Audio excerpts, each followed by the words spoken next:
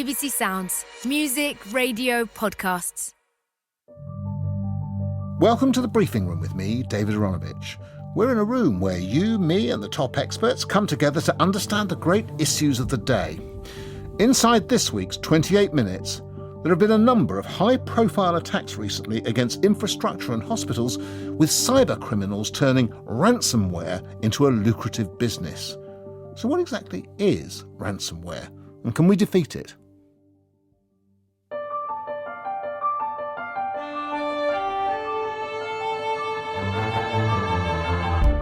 You're the first into the office. Maybe you work for a large company or perhaps a hospital. You log in, and up comes a message, possibly illustrated with a skull and crossbones, informing you that your computers are now useless, everything on them is inaccessible, and they're going to stay that way until you pay a fee. What you're experiencing is a ransomware attack. It happened recently to the Irish Health Service and to an important oil pipeline in America. So-called ransomware attacks are becoming more frequent and more expensive to deal with. So what exactly is ransomware, and can we defeat it? Step into the briefing room and let's find out. First, I want to know exactly what a ransomware attack is, how it's conducted, and what the victim experiences. Joining me in the briefing room is Emily Taylor, the CEO of the cyber intelligence consultancy Oxford Information Labs and editor of Chatham House's Journal of Cyber Policy. Emily Taylor, let's start with the basics. What is a ransomware attack? Well, ransomware is a type of malware which encrypts a victim's files. So that means it's really, in simple terms, a form of extortion. What happens is you are denied access to your files, either because their names have been changed or, more commonly now, because they've been locked away, they've been encrypted so that you can't get at them, and they can only be accessed by you again if the attacker gives you a key to decrypt them, to open them up again. Another thing that can happen is that the attacker can threaten to publish those files, and that actually happened to a New York law firm last year that was representing a variety of celebrity clients like Lady Gaga, and the attackers ended up publishing 2.4 gigabytes of Lady Gaga's legal documents. And so there are various hazards. The first is just not being able to function because all of your files are locked away. And then there's another aspect, which is that the attackers might threaten or might actually publish those files if you don't pay the ransom. And that's what we call double extortion. How do the criminals get into the systems they're targeting? The exploit, the way in, can come through a variety of methods, and often these are quite familiar now. A phishing attack, where somebody gets an email that looks like it's genuine, and they click on a link, they download a document, and in doing so, they're actually infecting their system. Another type of way in, which we saw in the Atlanta attack a couple of years ago, an attack against an entire city, was that the attackers use poorly secured websites and just sort of guess a password and get into systems as a result. So there are a variety of ways in, as there are for any cyber attack. And really what makes it a ransomware attack is what is carried in as part of that initial exploit. Now, in my introduction, I've imagined somebody coming into an office early in the morning, logging in, and then getting a message on a computer screen. Is that usually the first sign that something has happened? Yes, it is. And it can be really devastating and cause immense panic. Speaking to people who've gone through it, they say the most disorientating thing is that you just don't know anything anymore, because all of your access to everything is blocked off. And that can be very disorientating, especially when you are running critical infrastructure, as we saw very recently with the Colonial Pipeline, a ransomware attack, or the entire health service of a country, as we saw with Ireland just a couple of weeks ago. And so, when your actual job is very urgent and lots of people are relying on you, having this kind of attack can cause panic, and you just want to get started and restarted as quickly as possible. So, of course, you're going to have a very strong motivation to pay the ransom. Can you just remind us briefly what happened in the Colonial Pipeline and Ireland attacks? The Colonial Pipeline actually serves oil and gas to the east coast of America. And earlier this month, it was hit by a ransomware attack. And as a result, they shut off their operational systems as an abundance of caution. But what you can see immediately is that where you have an attack on critical infrastructure, the impact on people's lives is immediate and quite profound. In Ireland, we saw that the entire health service was affected by a ransomware attack, and effectively those systems had to shut down and people had to go back to manual processes. I've imagined that the moment that you know you are attacked is when you get the message on the screen. Has the attack actually started before that moment? It depends. On some estimates, it can be as little as 3 seconds between the attack taking place, the exploit being successful, and the encryption starting to take place. So just as you're thinking, oh, why did I click that link? It's already started.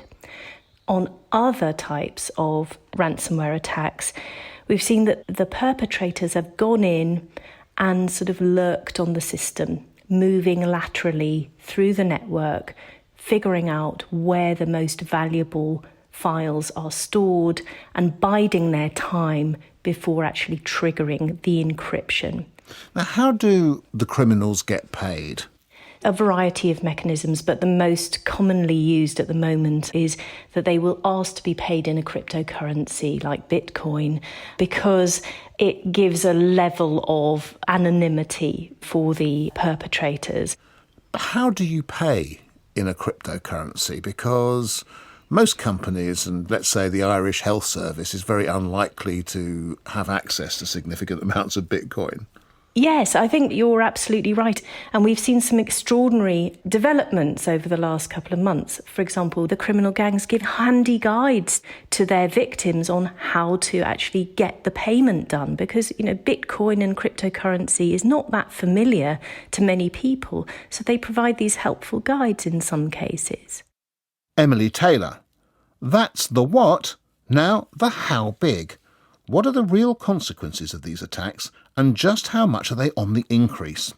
Joining me in the briefing room is Sadie Creese, the Professor of Cybersecurity at Oxford University. Sadie Creese, as far as we can tell, is the problem of ransomware growing? Yes, certainly it's growing. All the indications are there. We can't know for sure just how big a problem this is because, of course, we only know what we have seen. We don't know that it's all been reported. The ones that we will be hearing about are the ones that are newsworthy, they're significantly large, that they're creating a lot of disruption. And of course, in recent years, we've seen a move away from simply trying to extort money by denying someone access to their data to a threat of releasing that data if they don't pay. So that's additional pressure. And we're also seeing that threat's getting enacted, and that, of course, causes us to see more evidence because this data is being released, sometimes being sold, sometimes the ability to extort in that way is being sold on as well. And that's, if you like, a new characteristic in recent years because these attacks have been going on for at least 20 years, if not longer. So some of the attackers sell on the vulnerabilities into the system to somebody else to exploit. There will be examples where they've actually sold on the ability to offer the decryption function, so effectively sold on the encrypted data and the key to other criminals and let them have a go at trying to extort more ransom for access to it. They can divide that up, they can sell it on to multiple parties, and you can imagine that this has gone beyond simply encrypting someone's database that they may need access to something that is effectively sabotage of systems. So in recent attacks, we've seen people having to stop doing business, whatever that might be, because they need to try and contain the threat, and whatever it is that's been disabled within their systems is actually quite crucial and might sit underneath an awful lot of operations. Now, let's look at who is more at risk than others. I mean, in the first instance, are there some parts of the world where this is more likely to happen than others? Yeah, certainly when it comes to extortion attacks like ransomware, those that are going to have the ability to pay are going to be more at risk. However, around 10 years ago, we saw an upsurge in ransomware attacks on medium-sized enterprises where the ransom demands were actually lower and the criminals were doing this at a higher volume. So they still made the same amount of money, but they did it by attacking more organisations. You might think that parts of the world that were better at protecting themselves and therefore would have less attack surface, less vulnerability that could be exploited, you might say, we expect them to suffer less in the face of this kind of attack. But that's simply not true. We're seeing an awful lot of reports of ransomware attacks against organisations in the US and the UK, and yet the US and the UK are leading nations when it comes to cybersecurity and defending themselves. But there's a number of factors that put you at risk. One of them is there have to be threats that are motivated to attack you and have the capability to attack you. And you need to be mindful that over the years, the technical ability to conduct these attacks has effectively been de-skilled. The tools are shared openly on the dark web. These organisations need to be vulnerable. Well, it's incredibly difficult to fully defend any organisation, so the chances are you'll find ways in. And then, of course, there needs to be some kind of harm. There needs to be a reason why somebody would be willing to pay the ransom to avoid that harm. And that perhaps in some way goes to explain why we're seeing such an upsurge in recent years. It's not just that we continue to be vulnerable. It's not just that there are growing ecosystem of threat actors who are able to conduct the attacks because they're getting easier to deploy, but it's also because we have a growing dependence on these kinds of digital infrastructures, which means the losses or the harms that we can face are going up. And that means we might be prepared to pay to avoid some of them. Are the criminals evolving new techniques? There's always an evolution of cyber weaponry, of course there is, because as we see techniques used against us, then we can develop our defences to counter them. But we also need to remember that therefore there's always a motivation to not expose your new techniques unless you really have to, because somebody can learn how to counter and defend against them. So oftentimes what we're really seeing is small evolutions, small tweaks on old tool sets that are being changed in such a way that they can get past some of our defences, get into the systems, and then run whatever kind of exploits they need to run in order to encrypt the data or sabotage the system in some way. Can we talk a little bit about what the bigger effects for ordinary citizens can be from these types of attacks? If you're unlucky enough to be a customer of one of these organisations for something that you do care about that would cause you some difficulty, so if your bank had to shut down its activities for a whole day, if you had a relative in a hospital that could no longer receive the operation that they urgently needed because that part of the hospital systems had to be shut down, if your lights go out for a number of days because the energy's shut down in that part of the world, then you will start feeling some pain, some harm from it. So yes, we do all need to care, even though it's not currently the case for the vast majority of us that we would ever actually have our personal systems targeted and be asked for a ransom. Sadie Crease. Now on to the who, as in who is doing it. With me in the briefing room is Jeff White, an investigative journalist, author, and currently the co-presenter of the BBC's podcast series about major cyber attacks, The Lazarus Heist. Jeff White, we've heard about what ransomware attacks are, who's likely to be attacked. Now let's talk about who the people are who are behind these attacks. What can we say about them? What's interesting is ransomware's a development on earlier forms of cybercrime. So after the sort of fall of the Soviet Union, you had a great deal of fraud activity, particularly cyber fraud activity, and that morphed into bank hacking stuff. So as online banking took off, they started raiding people's online bank accounts. And the gangs who are behind that are the gangs that have now morphed into doing ransomware. The problem with hacking into people's bank accounts is, yes, you can hack a bank account if you're very good at it, you can transfer the money, but you've got to transfer it to another bank account, and that's potentially going to leave a trail for investigators to trace. The wondrous thing about ransomware and about the invention of the virtual currency Bitcoin is it's given these ransomware attackers the ability to bypass the banking system completely. So Bitcoin, combined with this evolution of cybercrime into ransomware, has really created a massive cash cow for the gangs who were doing that bank hacking stuff. Most security researchers you talk to will say, look, the concentration of this stuff has been in the Russian Federation. Russia had a very deep interest in science and technology. In fact, half of Russian graduates in the 1990s in Russian universities were science and technology students. They came out of those courses very skilled, very bright, into an economy that was collapsing, and they couldn't, a lot of them, get the jobs that they wanted or that they needed. And so that sort of led to this emergence of credit card fraud and cybercrime. That sort of grew up in the Russian Federation. However, what we've now got is a situation where the people who create this ransomware basically make it available for free on a sort of franchise basis and say, look, if you want to download this ransomware and spread it, feel free, go ahead, we'll take a cut of the profits you make. So whilst the centre of gravity, you might say, is probably still in the Russian Federation, the actual operators and the users of this ransomware are increasingly distributed worldwide. This is one of the big advancements in cybercrime, and also has made it obviously much harder to attribute these attacks. I mean, the recent Colonial Pipeline attack was fascinating in that, you could identify, I think, the ransomware that was used to attack that particular company. But when people got in touch with that ransomware maker, those virus writers, they said, well, we didn't choose to pick Colonial Pipeline and hack them. That was the people who were using our ransomware themselves, our affiliates, as they call them in the trade. It's a really advanced system, this. Am I to think about lone hackers in bedrooms, or am I to think about essentially a mafia group that may have been doing one thing has now moved into this? Yes, cybercrime has become a very, very organised industry. These are professional guys, and it is still mostly guys doing this.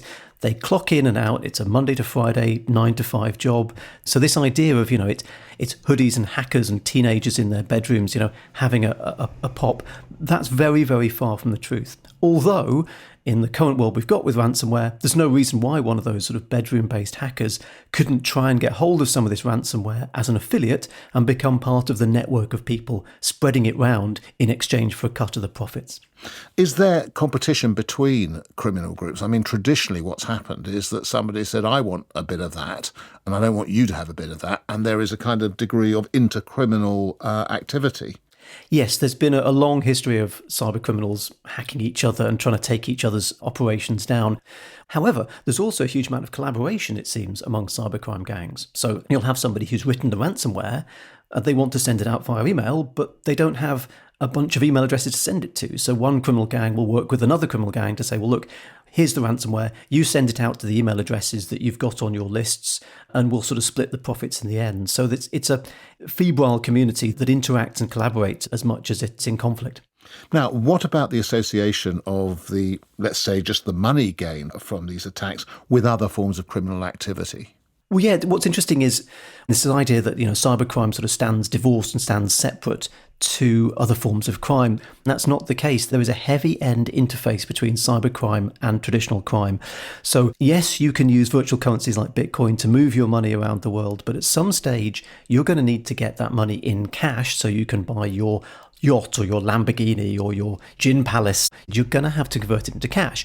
And at that stage, you're going to need people to go to the cash point and withdraw it. And that relies on people trafficking and money muling. You are utilizing people. Often you are extorting them or bribing them or in some other way coercing them to take part in this. So don't think for a second that cybercrime is a sort of clean way of doing crime. Now, you mentioned that a lot of this is based in the Russian Republic. Is that because the government tolerates it, or because the government there actually possibly uses some of it for its own purposes, has relationships with it? There have been some fairly clear indications, I think, that the Russian government has acquiesced in this. So there's one very famous computer hacker video that shows Vladimir Putin pinning medals onto hackers' chests as though they're sort of doing a service for the Russian Federation. The other thing is Russia, and it has to be said other governments as well, has been accused of actually using ransomware itself as an offensive weapon. So there was a ransomware strain called NotPetya, which broke out back in 2017, started in Ukraine, and for a lot of people that was an indication that this was an attempt by the Russian government to bring its adversary down in a sort of non-military but equally damaging and disruptive way. And so that being attributed by some to the Russian Federation gives an indication of the fact that governments, including Russia, are potentially prepared to use these ransomware tools not to make money, but just to disrupt and destroy their adversaries' computer infrastructure. Is there any case of governments piggybacking on the back of malware access gained by criminals? Yes, we have seen indications of that. Some researchers have discovered infections that they can say are organised crime gang type infection. What they've then seen is another player coming into that. North Korea, in this case, is the accusation, using those cybercriminal gangs' tools, but using them for intelligence gathering operations, or in North Korea's case, often money-making operations. So we are starting to see, and this is one of the most worrying things, a kind of confluence between organised cybercrime gangs and nation states. And the reason that's worrying is organised cybercrime gangs have the network, they have the drive, they have the experience. Governments have the time and the resources to throw into this. And if you put those two things together, that's a really dangerous combination, I think. Jeff White on who the perpetrators are. Finally, what to do about it. Susan Landau is Professor of Cybersecurity and Policy at Tufts University in the United States. Susan Landau, early in the programme we've heard how this operates, who does it, and how much it's grown. So my question to you first is, whose job do you think it is to stop it? Well, we would think that it would be law enforcement and national security, especially if the attacks are coming from abroad. But in fact, the people most in a position to stop it are the people whose systems are attacked. And what they need to do is institute good security, have backups. But this is harder than it would seem. You, of course, want to have what we call two-factor authentication, not just a password, but some device that provides information at the moment. You also want to separate out the public-facing parts of your systems, the IT systems, from the operational parts of your systems, with very strong security between the two, so that nobody who somehow breaks into your corporate IT system or your billing IT system can get to the operational part of your system is really crucial. How well set up do you think that such institutions are at the moment? Many of them have not been. The Ukraine power grid was a real wake-up call. In the United States, we have 4 major power grids, and everybody said for a long time, well, yes, somebody attacking couldn't shut them all down at once. And what we saw in December 2015 in Ukraine was that 3 different grids were shut down within a half hour of one another. That was a wake-up call within the United States and other parts of the world as well, to build resiliency into the system. These days in cybersecurity, we don't talk about being secure because we describe systems as either you know that somebody is in your system or you don't yet know it, but they're there. And so we talk about the systems being resilient instead. That is, you're still able to do the most fundamental part of your job, even though somebody is inside your system attempting to attack it. The attacker only has to find one way in, whereas the defenders have to protect everything. And it's extremely complicated with these very large, complex software and hardware systems. So the key word now is resilience rather than security. Now, I know it's a very broad generalization, but how far away are institutions in general, including large ones, from developing that resilience? Quite far. Over the last 30 years, 40 years, we digitized society, at least in certain parts of the world, without really building the security and the resilience in. And in many cases, because we didn't see an immediate impact on the bottom line. But the attacks have gotten more severe and odder, too. Ransomware coming from a government like North Korea is not something anybody anticipated. The information warfare attacks that Europe and the United States has seen from Russia are not things we anticipated 8 years ago. And so we're playing catch-up even while we're keeping the power grid going and the oil pipeline going and so on and so forth. And that's hard. Now, of course, talking about the attacks coming from abroad, is the international regime strong enough to help prevent some of this? Here it's a very complicated situation. We have not had very much in the way of international agreements, at least on the part of the United States, and that's partially because spying, doing exploits within a system has been useful, not only for the US government and other countries to learn what their adversaries are doing, but sometimes, of course, we know spying then leads us to understand motivations on the other side and maybe dial things down rather than dial things up, as we understand, no, there isn't something nefarious or as nefarious as we thought. Talking about ransomware attacks specifically, what we've heard is that a large proportion of them actually get paid. We've had this discussion with regard to hostage taking in the past, and one of the things that some governments have said is, firstly, you should make reporting hostages being taken mandatory and paying ransoms effectively impossible. Can't we do the same with regard to ransomware attacks?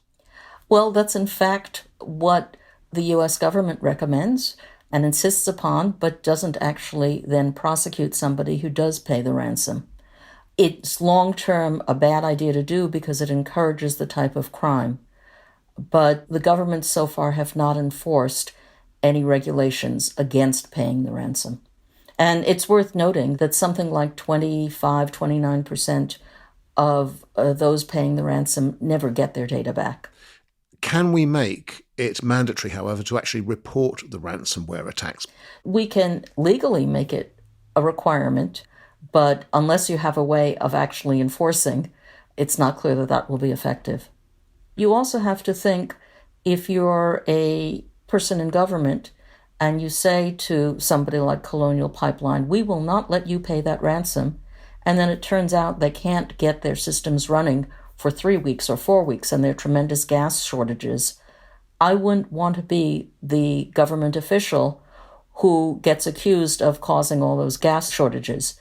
So it's a complicated dance. Can I just ask you to push forward a bit?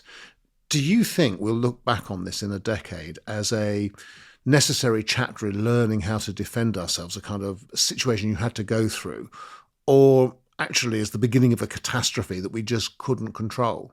Well, I certainly hope the former, not the latter. If I look at the United States and I compare it with traveling around the world, I see delayed expenditure on infrastructure all over, whether you talk about LaGuardia Airport as looking a little bit like a third world country airport, or other efforts not built in. I think that there's been delayed expenditure on infrastructure, and that includes here. The current U.S. presidential administration really does want to invest in infrastructure, and that would mean not only roads and highways, but also types of social infrastructure, and clearly there's attention to cyber at a serious level. I would expect there to be in other parts of the world, but I haven't looked carefully enough to be able to tell you what the UK or French or German or South Korean effort is. But you'd certainly recommend it to us. Absolutely.